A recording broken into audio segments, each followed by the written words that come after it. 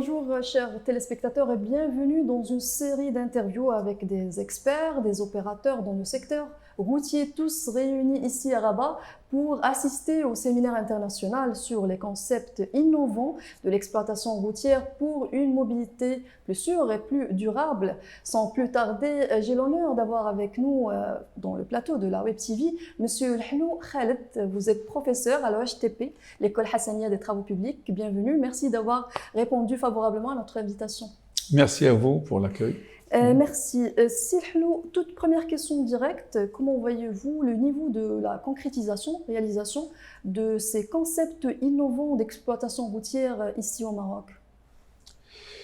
Alors, l'exploitation routière et d'autres domaines, bien sûr, que ce soit au niveau, par exemple, suivi de trafic, au niveau de suivi de l'entretien, tous ces domaines-là, c'est des domaines qui se développent énormément au vu du développement de la digitalisation, entre autres, et des nouvelles méthodes, justement, de suivi, de développement.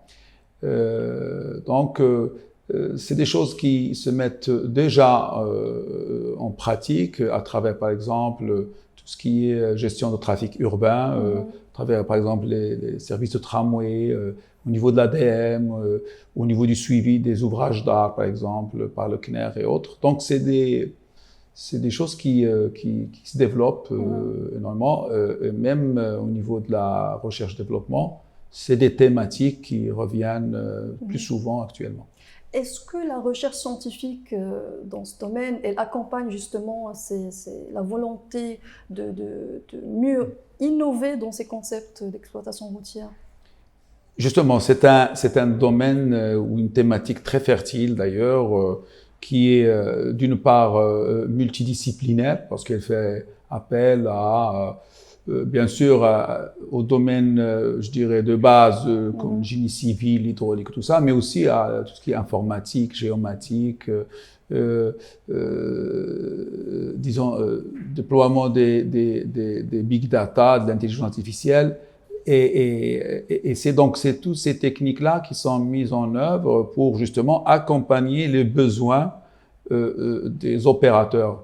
Et l'avantage aussi de cette approche, c'est qu'elle pourrait répondre à des problématiques locales et spécifiques au Maroc et au comportement de l'usager, je dirais, marocain et de ses attentes.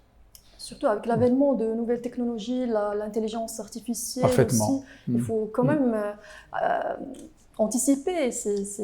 C'est clair. Alors, par exemple, à l'école Hassania, l'institution que je connais le mieux, alors nous avons 2 laboratoires et plusieurs équipes de recherche qui sont justement multidisciplinaires. Nous avons sur place, bien sûr, le génie civil, l'hydraulique. Nous avons aussi des gens qui travaillent, comme je dis, dans tout ce qui est le scan, par exemple, la collecte des data, le traitement des data, l'intelligence artificielle. Et justement, nous avons par exemple des doctorants qui sont co-dirigés par des profs, bien sûr du génie civil, pour adresser les problématiques de trafic, les problématiques de suivi, de pathologie, des choses comme ça, mais à travers des méthodologies qui sont plus du génie informatique, à la géomatique, et voilà, ça c'est des choses qui... Pour combiner un peu entre les 2 compétences. Parfaitement. De toutes les façons, actuellement, de plus en plus à travers le monde et dans toutes les disciplines, l'interdisciplinarité devient quelque chose d'acquis et d'indispensable pour pouvoir innover justement. On peut des fois emprunter des approches et même des algorithmes, des choses comme ça, à des domaines complètement différents. Pour les appliquer, on parle par exemple, de réseau de neurones. Le réseau de neurones, c'est plutôt plus la médecine, mais on a adopté ce concept pour l'appliquer justement à des concepts d'ingénierie, de trafic et ainsi de suite, de réseau. Une question, comme étant, vous êtes un homme de la recherche scientifique, comment voyez-vous l'opportunité, aussi les bénéfices d'adopter ce genre de concept, mais aussi quels sont les challenges et défis à relever pour adopter? Est-ce que c'est applicable un peu pour tous les pays ou c'est un peu cher, c'est un peu... Un peu cher, moi, je suis d'avis, disons, des conclusions de la table ronde d'hier. D'ailleurs, tout le monde était d'accord pour que en fait, le budget ou le coût, c'est pas la grosse problématique. La grosse problématique, c'est la gouvernance de cette innovation, ce développement. Exact. Ce que j'avais dit d'ailleurs hier, c'est que pour pouvoir innover, pour pouvoir faire de la recherche et développement, nous sommes obligés de se mettre autour d'une table. On doit abandonner le travail en silo, qui consiste à dire oh, moi j'ai des problématiques, je travaille indépendamment de l'autre. Non, on ne peut plus faire cela. Nous sommes obligés, les industriels, les institutionnels, les chercheurs, les praticiens, les laboratoires, autour d'une table et définir quels sont nos besoins réels, quelles sont nos priorités, quels sont nos moyens. Et je suis persuadé que, d'ailleurs, ça, tout le monde, les banquiers vous le disent, tous les projets qui se tiennent sont facilement finançables. Maintenant, il faut trouver la démarche, trouver l'objectif à atteindre, bien définir en fait l'objectif à atteindre et travailler ensemble pour arriver. Maintenant, pour les impacts, c'est sûr, d'ailleurs, ça a été démontré sur plusieurs études de cas à travers le monde, que, par exemple, en empruntant ces démarches justement innovantes, digitales et intelligentes, je suis sûr qu'en adoptant ces démarches-là innovantes, cela nous permet, disons, de développer des outils qui nous permettent d'avoir des raisons plus sûres, bien sûr, plus durables, plus écologique et forcément aussi plus économique. Il n'y a qu'à voir ce qui arrive, par exemple, en l'intermodalité.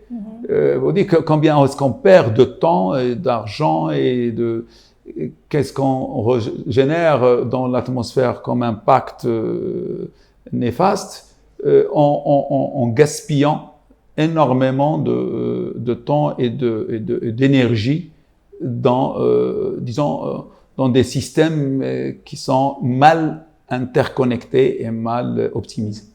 Donc, on peut conclure avec votre vision. Comment voyez-vous le futur de la mobilité durable et sûre ici au Maroc, mais d'une vision plus globale au monde?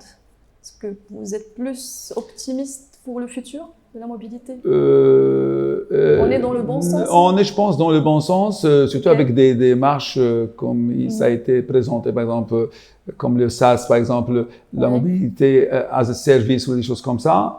Et ça, c'est des choses que nous arrivons avec en collectant plus de données, en faisant travailler un petit peu les algorithmes sur les big data et tout ça, à mieux comprendre un petit peu les phénomènes qui gèrent, parce que ce n'est pas évident du tout. Et donc, à travers ça, on peut modéliser ces phénomènes qui sont très complexes. Sur notre contexte. Voilà, sur un contexte local et répondre des fois même en temps réel pour optimiser, pour améliorer le service, pour le rendre plus sûr, moins accidentogène, et ainsi de suite, et ainsi de suite. Et donc, c'est sûr, là. Maintenant, le gros défi, c'est de pouvoir justement gérer cette innovation de façon optimale aussi, pour qu'elle puisse donner les résultats escomptés, et aussi travailler en amont sur la formation, pour que nos jeunes soient bien imprégnés de cette démarche, disons, l'internalisent, voilà, que le mindset aussi soit accepter et à participer à ce développement et à implémenter en fait ces modèles une fois disons dans le domaine du travail. Par ce message plein de positivité, je vous remercie infiniment, Monsieur Lhlou Khaled. Je rappelle que vous êtes professeur à l'EHTP, l'École Hassaniya des Travaux Publics, pour tous ces éclaircissements, toutes ces informations.